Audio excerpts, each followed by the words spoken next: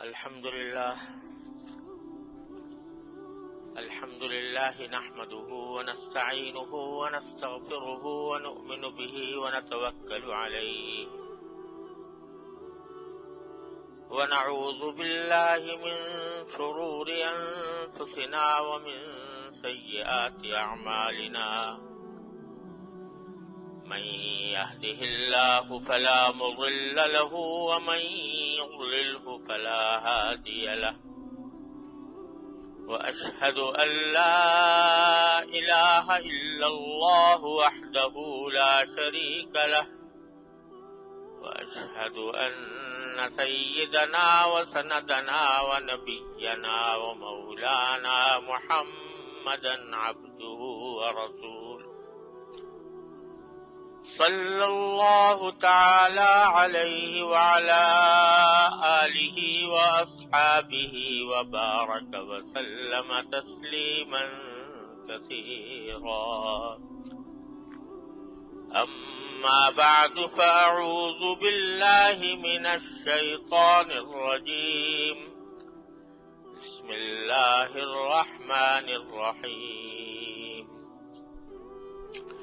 إنا أعطيناك الكوثر فصل لربك وانحر إن شانئك هو الأبتر آمنت بالله صدق الله مولانا العظيم وصدق رسوله النبي الكريم ونحن على ذلك من الشاهدين والشاكرين والحمد لله رب العالمين.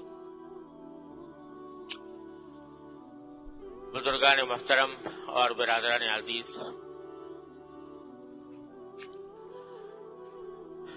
کچھ عرصہ پہلے میں نے یہ سلسلہ شروع کیا تھا کہ قرآن کریم کی وہ سورتیں جو بکثرت نمازوں میں پڑھی جاتی ہیں ان کی کچھ تفسیر و تشریح آپ حضرات کی خدمت میں پیش کی جائے. اس سلسلے میں اس سے پہلے سورہ فاتحہ، معوذتین اور سورہ الم تر کیف اور لإلاف قریش اور سورہ ماعون کی تفسیریں مختلف نشستوں میں الحمدللہ بیان کرنے کی توفیق ہوئی. بیچ میں کچھ وقتی مسائل آ گئے تھے جس کی وجہ سے یہ سلسلہ موقوف ہو گیا تھا. اب اللہ تعالی کے نام پر دوبارہ اس کو شروع کرتے ہیں اور اس سلسلے میں آج سورہ کوثر میں نے آپ کے سامنے تلاوت کی ہے. یہ وہ سورت ہے جو قرآن کریم کی سب سے لفظوں کے اعتبار سے سب سے چھوٹی سورت ہے اور تقریباً ہر مسلمان کو یاد ہوتی ہے. لفظوں کے اعتبار سے یہ چھوٹی سی سورت ہے، لیکن اس میں نبی کریم سرورت عالم صلی اللہ علیہ وسلم کی عظمت کا بھی بیان ہے اور ایک بہت بڑے عظیم پیغام بھی، دو بڑے عظیم پیغام بھی اس میں دیے گئے ہیں. یہ سورت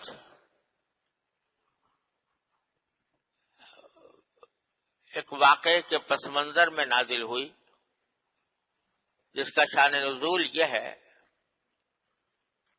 کہ جب نبی کریم سرورت عالم صلی اللہ علیہ وسلم کا نکاح حضرت خدیجہ الکبریٰ رضی اللہ تعالی عنہا سے ہوا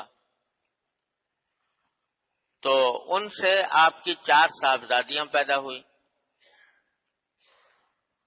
اور ایک صاحبزادے جن کا نام قاسم آپ نے رکھا تھا وہ پیدا ہوئے. لیکن اللہ تعالیٰ کو یہ منظور تھا کہ حضور اقدس سرور دو عالم صلی اللہ علیہ وسلم کی لڑکیاں، آپ کی صاحبزادیاں، وہ تو الحمدللہ زندہ رہیں اور انہوں نے طویل عمر پائی، لیکن صاحبزادے بچپن ہی میں انتقال کر گئے۔ جب ان کا انتقال ہوا تو مکہ مکرمہ کے کافر لوگوں نے بڑی خوشی منائی، اور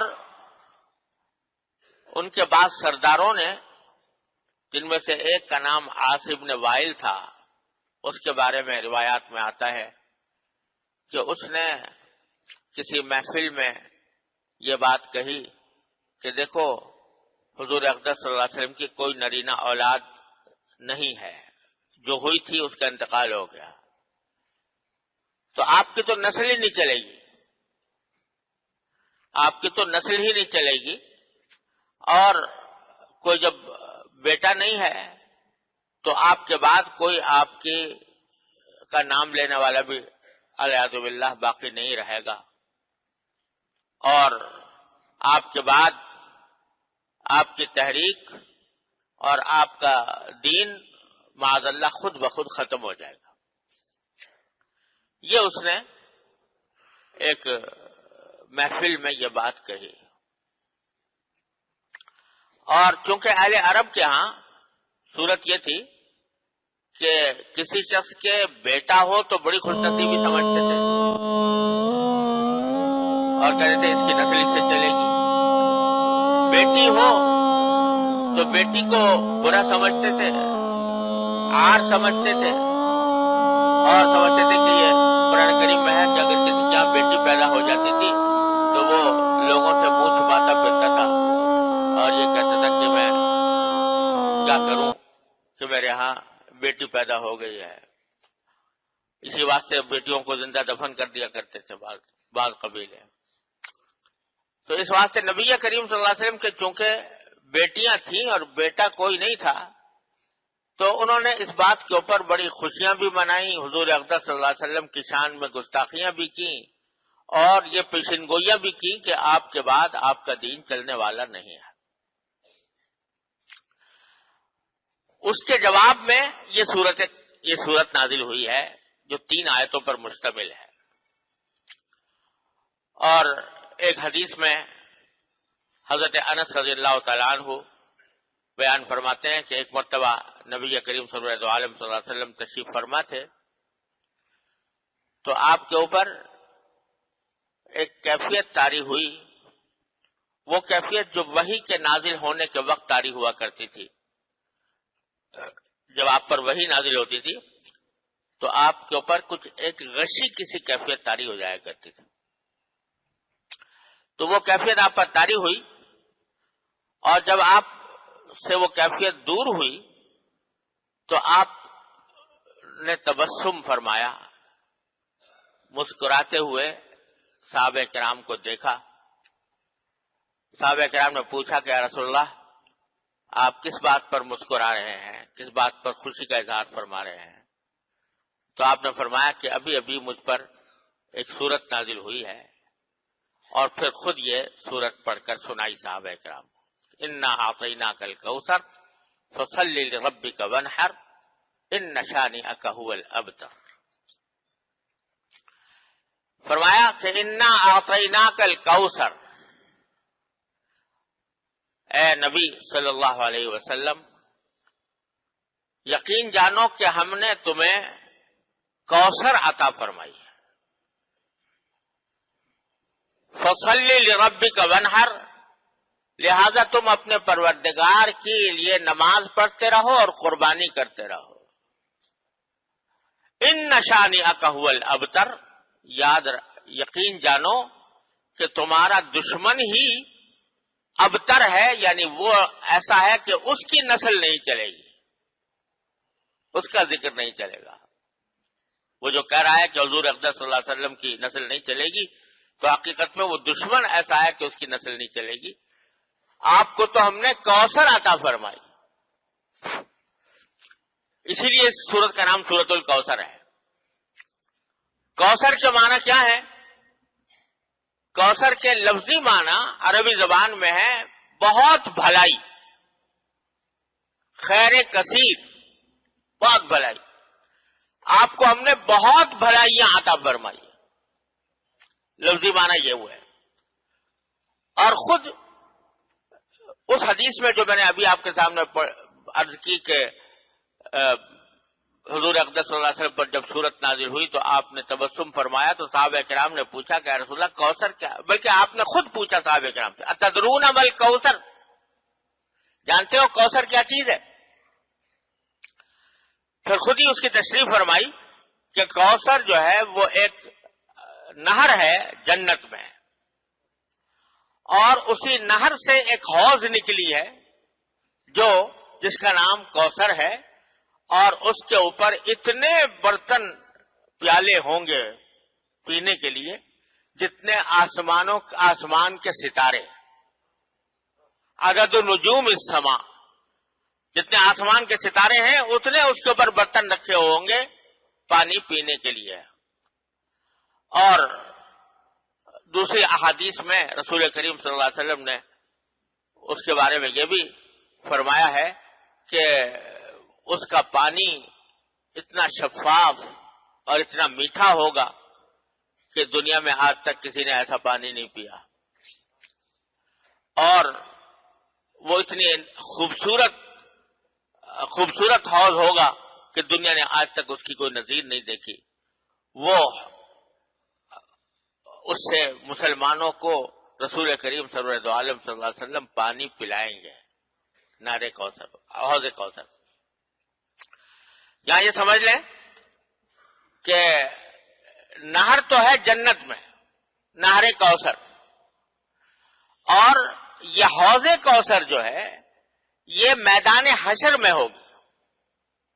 جب لوگ زندہ کیے جائیں گے اور سب کو میدان حشر میں جمع کیا جائے گا تو آپ سب لوگ جانتے ہوں گے کہ اس وقت افراتفری کا عالم ہوگا، نفسی کا عالم ہوگا، گرمی شدید ہوگی، بے انتہا لوگ گرمی کی وجہ سے پریشان ہوں گے، پسینے میں شرابور ہو رہے ہوں گے. اس حالت میں یہ حوض میدان حشر کے اندر نبی کریم صلی اللہ علیہ وسلم کو عطا فرمائی جائے گی، اور یہ حوض ایسی ہوگی کہ اس کے اوپر جنت سے 2 پرنالے گر رہے ہوں گے.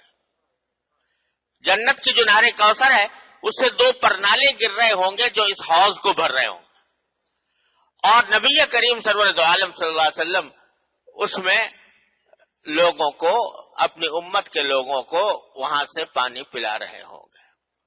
فرمایا کہ انا اعطیناک الکوثر، یقین جانو ہم نے تو تمہیں کوثر عطا کی ہے. کیا مانا کہ کہنے والے بدبخت یہ کہہ رہے ہیں کہ آپ کے بعد آپ کا نام لینے والا کوئی نہیں رہے گا اور آپ کی نسل نہیں چلے گی.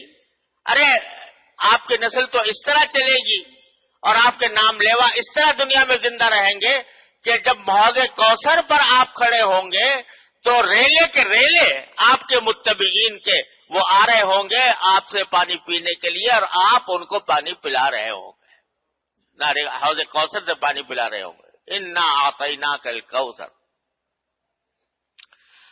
اسی حدیث میں رسول کریم صلی اللہ علیہ وسلم یہ بھی ارشاد فرمایا کہ میری امت کے جو لوگ ہیں وہ اس سخت گرمی کے عالم میں حوض کوثر پر آئیں گے اور پانی پئیں گے، اور جو شخص ایک مرتبہ پانی پی لے گا تو اس کے بعد اس کو وہ شدید پیاس کی تکلیف کبھی نہیں ہوگی، وہ ایسا پانی ہوگا. لیکن فرمایا کہ کچھ لوگ اس پانی کی طرف اور حوض کوثر کی طرف آ رہے ہوں گے تو میں دیکھوں گا کہ فرشتے ان کو پیچھے ہٹا رہے ہیں کہ پیچھے ہٹ جاؤ، یہاں نہیں آؤ.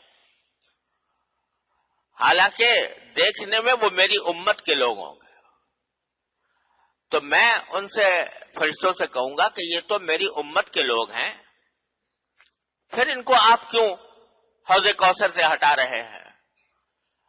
تو اس کے جواب میں فرشتے کہیں گے کہ انک لا تدری ما احدثوا بعدک، آپ کو پتہ نہیں ہے کہ آپ کے دنیا سے چلے جانے کے بعد انہوں نے کیا کیا کام کیے تھے. انہوں نے کیا کیا کام کیے تھے؟ انہوں نے وہ کفر اختیار کر لیا تھا یا نفاق میں مبتلا ہو گئے تھے. لہذا اگرچہ یہ آپ کی امت کے افراد تو ہیں، لیکن چونکہ یہ آپ کے بعد مرتد ہو گئے، کافر ہو گئے یا منافق رہے، اس واسطے ان کو اس حوض کوثر پر آنے سے روکا جا رہا ہے. اللہ تعالیٰ ہر مسلمان کو اس سے محفوظ رکھے. اللہ تعالیٰ ہر مسلمان کو وہاں پر حاضری کی توفیق عطا فرمائے. لفظ تو یہ ہے کہ تم نہیں جانتے، کہ آپ نہیں جانتے کہ انہوں نے آپ کے بعد کیا راستہ اختیار کیا تھا.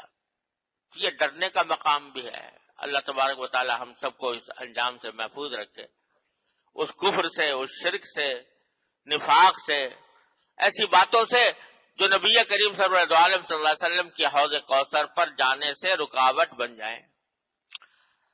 بہرحال آیت کریمہ نے فرمایا انا اعطیناک الکوثر، ہم نے آپ کو یہ کوثر عطا کی ہے.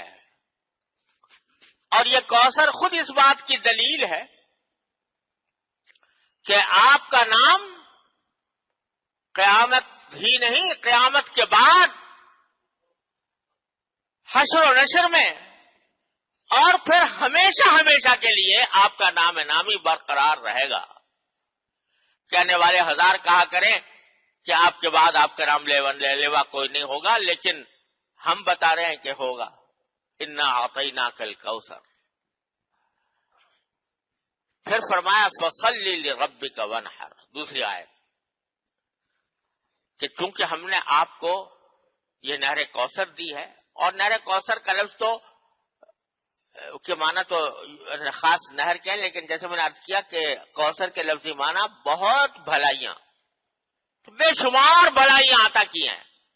ایسی بھلائیاں کہ قیامت تک آنے والے آپ کی تعریف و توصیف اور آپ کے فضائل و کمالات کا تذکرہ کرتے ہی رہیں گے.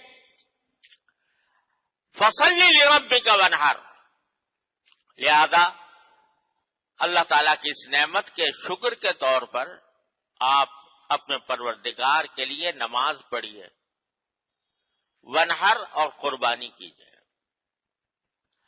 کیونکہ اللہ تبارک و تعالیٰ نے اتنی بڑی نعمت آپ کو عطا فرمائی ہے کہ نہر کوثر بھی دی اور خیر کثیر بھی دی، بے شمار بھلائیاں آپ کو عطا فرمائی.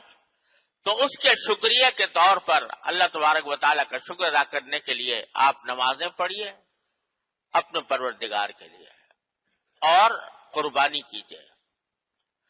مقصد یہ ہے کہ اپنے آپ کو اللہ تعالیٰ کی عبادت میں مصروف کر لیجیے. دشمنوں کے کہنے کی پرواہ نہ کیجیے. دشمن جو زبان درازیاں کر رہے ہیں اس کی طرف دھیان نہ دیجیے. آپ تو اپنے کام میں لگے رہیے، اور وہ ہے اللہ تبارک و تعالیٰ کی عبادت. تو اس میں عبادتوں میں سب سے عظیم عبادت ہے نماز، لہذا نماز کا ذکر فرمایا. اور قربانی کا ذکر اس لیے فرمایا کہ کافر مشرک لوگ جو تھے وہ قربانیاں بتوں کے نام پر کیا کرتے تھے. قربانی تو وہ بھی کرتے تھے لیکن بتوں کے نام پر. یہ ہم بتوں کو خوش کرنے کے لیے لات کو، عزا کو، حبل کو، منات کو، جو انہوں نے اپنے اپنے بت بنا رکھے تھے، طرح طرح کے نام ان کے رکھے ہوئے تھے، ان کے نام پر قربانیاں کیا کرتے تھے. تو نبی کریم صلی اللہ علیہ وسلم کو تعلیم دی گئی کہ آپ اپنے پروردگار کے لیے، اللہ کے لیے قربانی کیجئے، تاکہ ان بت پرستوں کے غلط طریقے کے بجائے صحیح طریقہ آپ دنیا کے سامنے پیش کریں کہ قربانی تو بے شک برحق ہے، لیکن قربانی وہ اللہ کے لیے ہونی چاہیے. اسی لیے یہ سنت قرار دیا گیا ہے کہ جب آدمی قربانی کرے تو یہ کہے کہ ان صلاتی و نسکی و محیایا و مماتی للہ رب العالمین، میری نماز بھی اللہ کے لیے، میری قربانی بھی اللہ کے لیے، میرا جینا اور میرا مرنا بھی اللہ کے لیے، رب العالمین کے لیے ہے. تو دو باتیں اس آیت سے معلوم ہوئی، ایک تو یہ کہ جو بھی عبادت انسان کرے اس میں اللہ کے لیے، وہ اللہ کے لیے کرے، اپنے پروردگار کی کو راضی کرنے کے لیے کرے، اس میں دکھاوا نہ ہو، اس میں نام و نمود نہ ہو، اس میں ریاکاری نہ ہو، اللہ تبارک و تعالی کے لیے خالصتاً اللہ کو راضی کرنے کے لیے کرے۔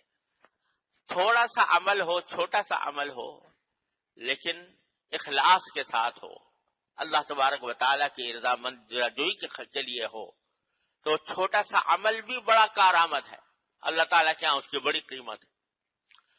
اور بڑا عمل ہو دیکھنے میں، لیکن اللہ کے لیے نہ ہو، دکھاوا مقصود ہو، نام و نمود مقصود ہو، شہرت حاصل کرنا مقصود ہو، یا دنیا کا کوئی اور مقصد پیش نظر ہو، تو اس بڑے سے بڑے عمل کی بھی اللہ تعالیٰ کے ہاں کوئی قیمت نہیں۔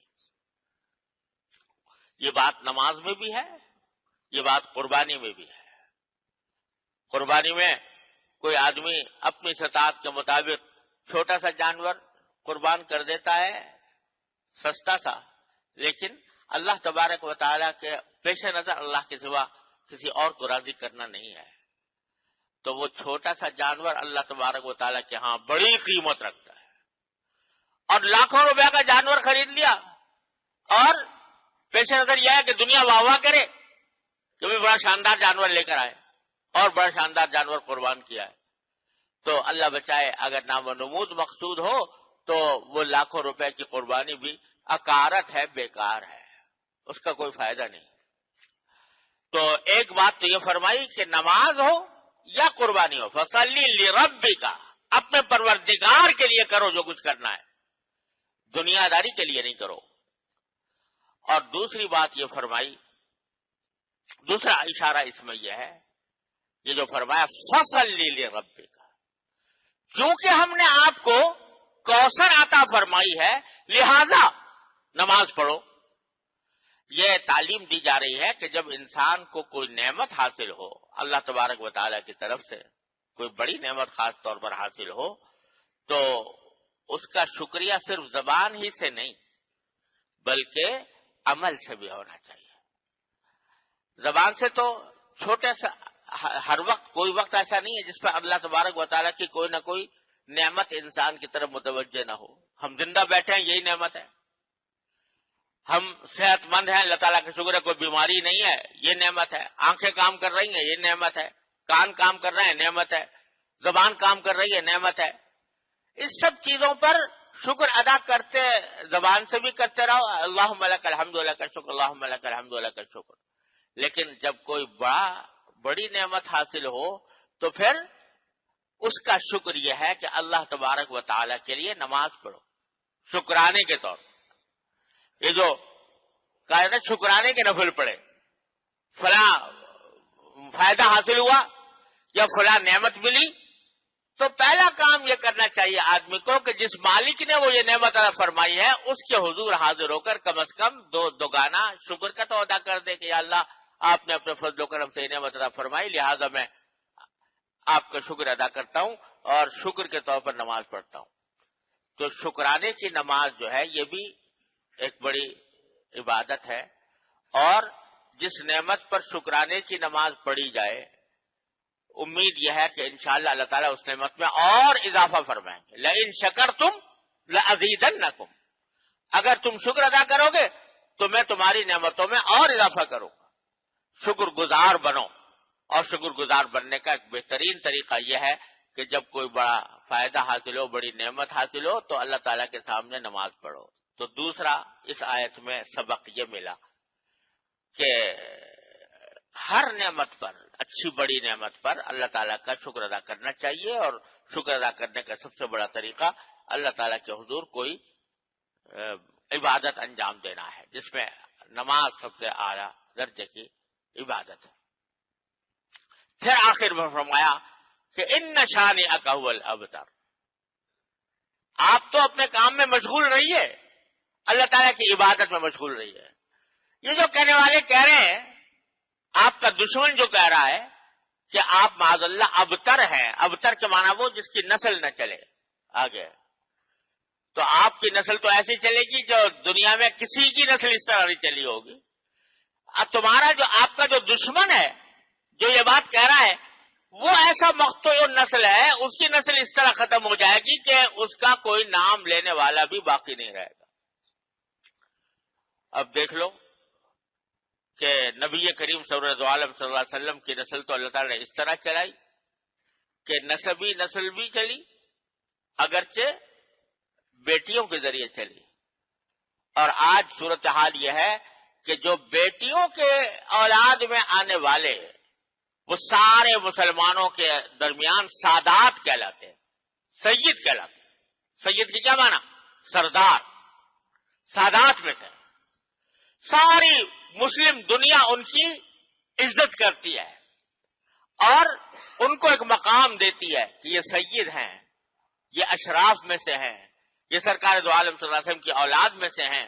لہذا ان کا احترام کیا جاتا ہے, ان کی عزت کی جاتی ہے, ان کو سر پر بٹھایا جاتا ہے, ان کا نام ہی سید رکھ دیا گیا ہے.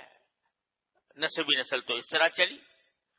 اور روحانی نسل یہ ساری امت مسلمہ, یہ روحانی وہ نسل اس طرح چلی ہے کہ دنیا میں کسی بھی پیغمبر, کسی بھی قائد, کسی بھی لیڈر اور کسی بھی رہنما کے اتنے متبعین نہیں ہوئے جتنے سرکار دو عالم محمد مصطفیٰ صلی اللہ علیہ وسلم کے ہوئے.